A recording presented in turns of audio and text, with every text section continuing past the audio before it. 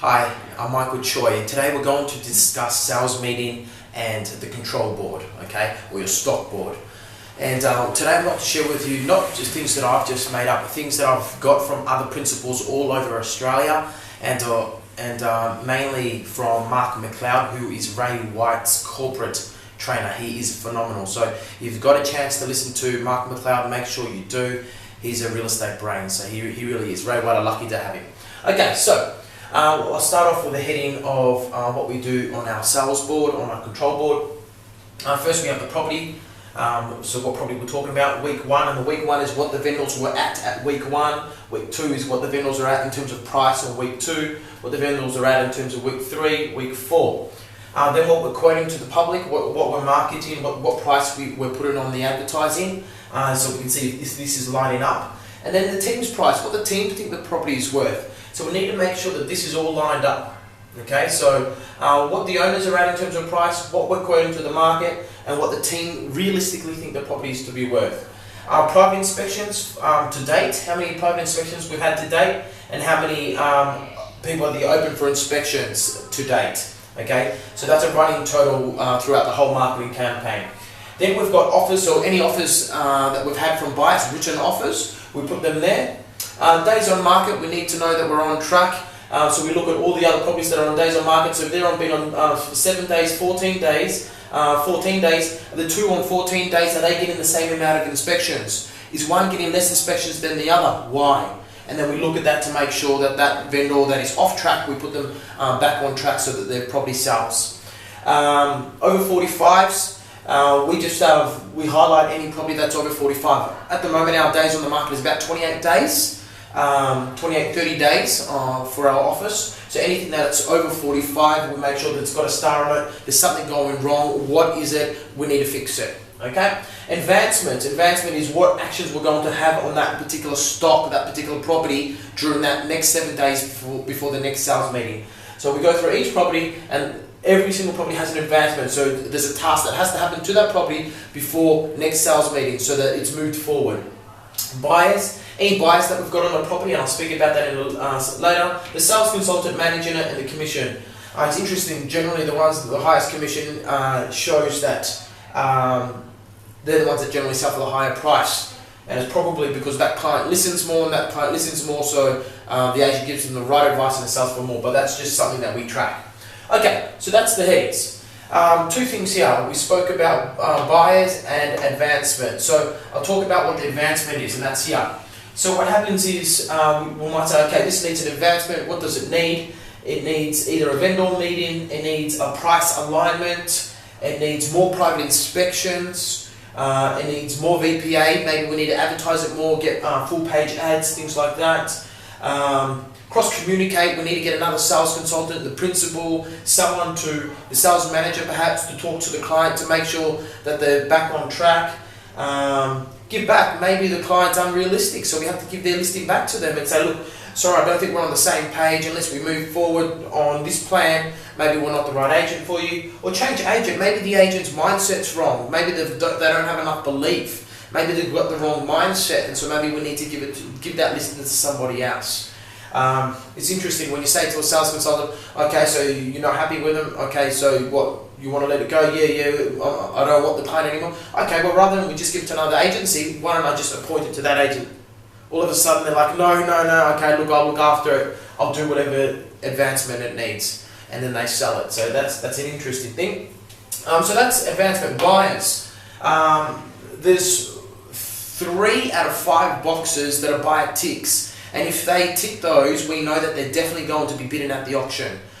We know on the Friday, that we do our sales meeting on the Monday, but every Monday, and so we know the Monday before the auction who's actually pretty much going to buy the house. This is pretty much about 99% bulletproof, this formula.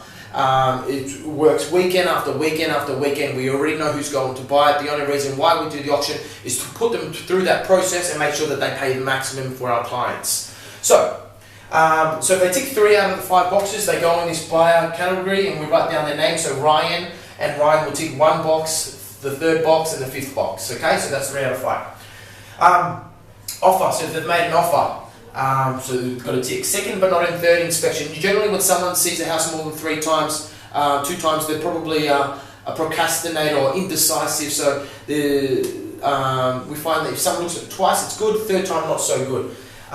Building and pest inspection, if they're going to put down money to do that, that means they're pretty keen. Change in terms, that's settlement or deposits. Or they're independently contacting you, so you're not having to call them, they're calling you. So they tick 3, say, out of 5 boxes. We'll put them here on the property and we'll know that they're there. Then, so on the Monday before the auction, we might have 3 buyers there, but one of them hits 5. We'll all know that that person that hits 5 boxes is stronger than the 3, and they're generally going to buy it. So that's just interesting, so you know who's going to buy the property before it even happens.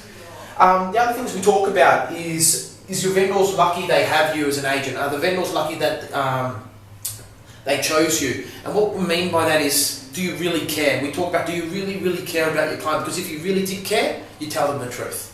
And the truth is, perhaps that the house isn't worth what they thought it was worth. And they need to know that, because there's so many times where you care so much for your client that you don't want to hurt their feelings. And because you don't want to hurt their feelings, you don't talk to them about the crucial discussion about price. So they stay on the price that they are, it gets advertised, it gets stale on the market, another agent picks it up and sells it for a lot less. And you know, I've had in my time, especially when I first started, I had an offer of $330 for a house. I remember this was 8-9 years ago, and the owner said no, they wanted $350. I didn't push, I just left it, right?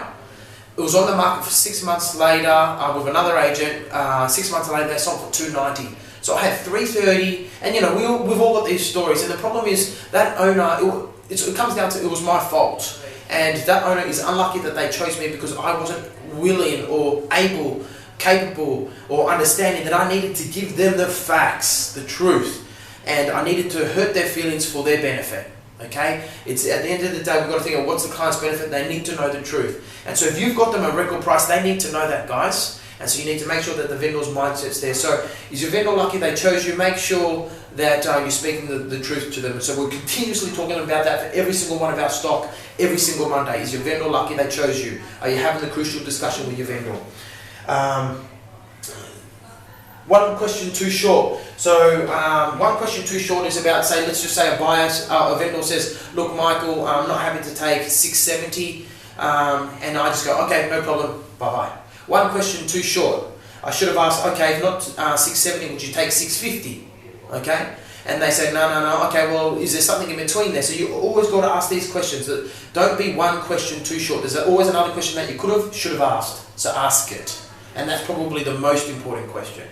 A buyer might say, look, Michael, I'm not interested in the property because it's got pink walls. Okay, no problem. One question too short. Oh, Mr. Buyer, apart from the pink walls, do you like the house? Yeah, I do like the house. Okay, well, if I could get the owners to paint it, or perhaps you could take that into consideration. The owners have already taken that into consideration with their price, that someone might want to paint the house a more neutral colour tone, and so that's why they've priced it this way. So we've already taken that into consideration, so you can paint it. If not, okay, well, how about if I can arrange the vendors to paint that prior to settlement? Would that then interest you, or do you have more concerns? So you need to dig deeper, guys. These are the crucial questions. One question too short. Okay, moving on. Inspections. We talk about inspections and how important buyer inspections are on properties. So inspections give you feedbacks, which gives you offers, and then when you get offers and feedback, you get price alignments. And when the vendors are pricing their house more appropriately to the market, they get more inspections, there's more energy, and houses need to be priced correctly, okay? We don't want higher priced houses that are just helping all the other houses in the area sell because they're higher priced. We want them priced correctly so that we can get the buyers in and negotiate up. Okay, so inspections give feedback, which give you offers, which give you price alignments, which gives team energy. The team believe in the stock, and when they believe in the stock, then there's more inspections, and there's more inspections. It just keeps on going and going and going. So this is what we call a positive cycle. The negative cycle is there's no inspections, okay? And when you've got no inspections, you've got no feedback. When you've got no feedback, you have discussions and the price firms. The vendors don't move on price. And because they don't move on price, the team don't have energy on the house. Because they don't have energy in the house, they don't believe in it. And because they don't believe in it, there's no inspections. And it's just a downward spiral. And that's the negative cycle that we call. So it's all about a mindset. Whether the house is priced correctly or not priced correctly, you need to do inspections, because the inspections will lead to a positive result and the house will sell. Okay, so that's pretty much the main core elements that we speak about every single Monday at our sales meeting. And I hope you got something out of that. Michael, Choi, take care.